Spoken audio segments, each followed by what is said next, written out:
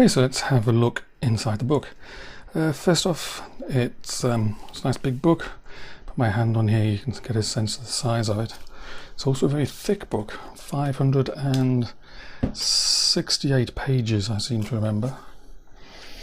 The paper's all on glossy, high quality paper.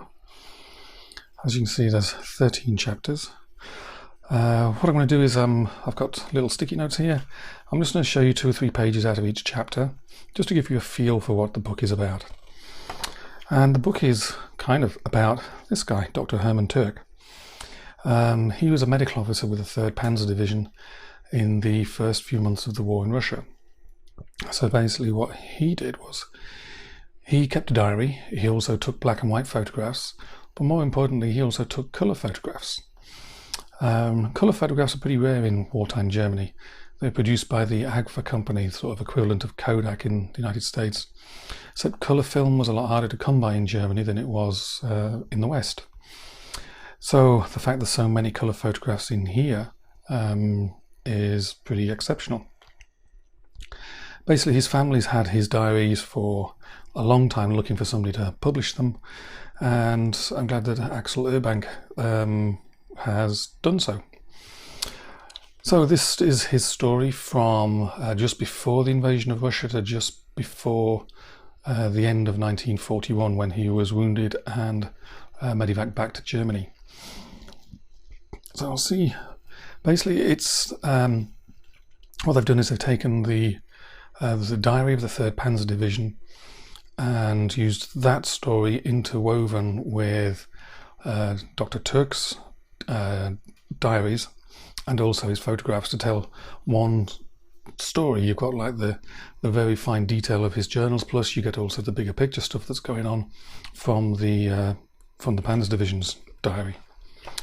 So just going through this introduction to Russia, what's been going on, the phase prior to the Russia campaign, and this is what this book is all about. These sort of colour photographs, and these you can see an awful lot more detail in these than you can in the black and white ones. You can see the subtle shading, and these, just to point out, these are not colorized Photoshop photos. These are actual period color photographs taken in 1941. So, and there's Dr. Hermann Türk again. So, and there's color photographs throughout the book, and there's also maps throughout the book as well. So let's jump forward to the first chapter. This is the attack on Russia. A Panzer III waiting for the night before the invasion started.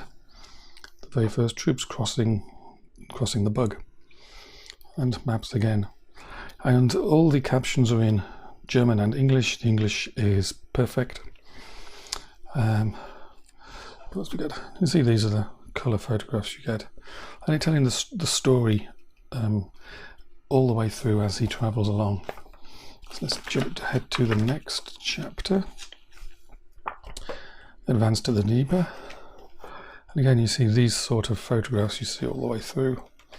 They really make this book something different to 99% of all the other books out there. Sort of photographs you just don't see anywhere. All with personal, sort of a personal diary to go along with them as well. So we jump ahead. That's a nice photograph. Across the Dnieper, Russian defences, bridges being built, and so these chapters vary in length from a couple of dozen pages to a big chunk, about over 100 pages there. He was a medical officer after all, so you will see quite a few medical type pictures in here. I honestly don't think I've seen so many colour photographs in one place. No, period colour photographs. Battle of Shostka-Voronezh.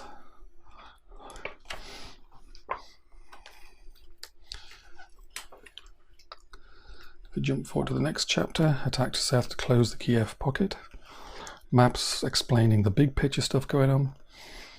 You'll see here there's nice, all sorts of ideas for modelers in here, for dioramas. As I said, the captions always Really, really good. What we'll also see as you go through this, the texts for the, here we go. This text is from the 3rd Panzer Division War Diary, and this, the lighter, slightly lighter text, that's from Dr. Turk's personal diary. So you see the blending of the two to tell the story from a big picture and a small picture.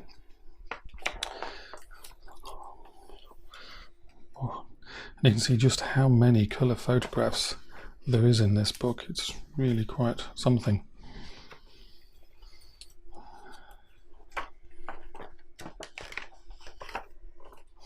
We're into October now and November. So as you'll see, there's lots of mud floating around in here, and as we go further on, the snow appears at the end of November. And some pretty impressive, again, colour photographs in here. And the colour photographs show sort of subtleties that you wouldn't see in a black and white photograph. All the way to the end. Transport home and time in hospital. This is when he was wounded. Travelling home, this is on a hospital train. There he is convalescing.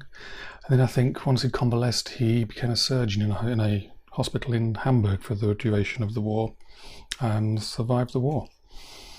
So, all in all, it's a pretty impressive book. It tells a personal story of a medical officer of the 3rd Panzer Division. As you can see here, it's volume 2 of Photographed by Soldiers. If you go to their website, you can see what volume 1 was all about. And talking about their website, I'll put the link to their website underneath the video. And I bought my copy of the book from their website, and to be honest, that's probably about the best place to get it from. It arrived packed in cardboard, wrapped in packaging to protect it, so it arrived safely from Germany across to Canada. So all in all, it's a pretty awesome book. It'll certainly be outstanding on anybody's shelf.